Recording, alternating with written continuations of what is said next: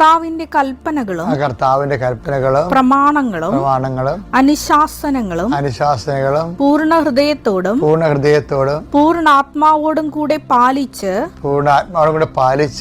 അവിടുത്തെ പിന്തുടർന്നു കൊള്ളാമെന്ന് രാജാവ് കർത്താവുമായി ഉടമ്പടി ചെയ്തു.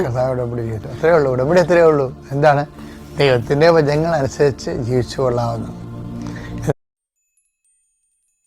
നമ്മുടെ അതിന്റെ ആ ക്യാപിറ്റൽ വേർഷനിൽ നിന്നാണ് മരിയൻ ഉടമ്പടി ശാഖ എടുത്തിരിക്കുന്നത്. നമ്മളെന്താണ് അമ്മ പറയുന്നത് എന്താണ്?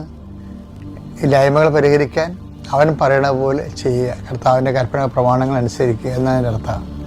അതിൻ്റെ ഓരോരോ പ്രാദേശികമായ വിഷയങ്ങളിൽ പ്രാദേശികമായ രീതിയിൽ അത് നമ്മൾ പരിഹരിച്ചും അനുവർത്തിച്ചും പോകും. ബൈബിൾ എന്താണ്? ഉടമ്പടി പുസ്തകമാണ്. പുറപ്പാട് 24:7-8 എടുത്തേ.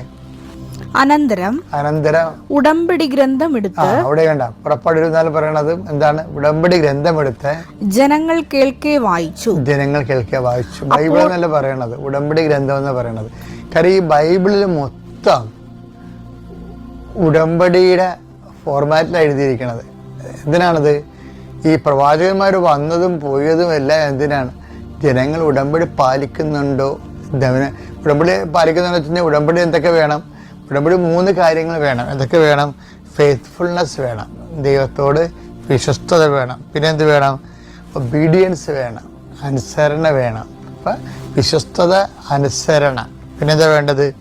അതുപോലെ തന്നെ റിലേഷൻഷിപ്പ്, ദൈവമായിട്ടുള്ള ബന്ധം. ഇത്രയും കാര്യങ്ങൾ ഉടമ്പടി കാതല്. അപ്പം ഫെയ്ത്ത്ഫുൾനെസ് വേണം, ഒബീഡിയൻസ് വേണം, റിലേഷൻഷിപ്പ്.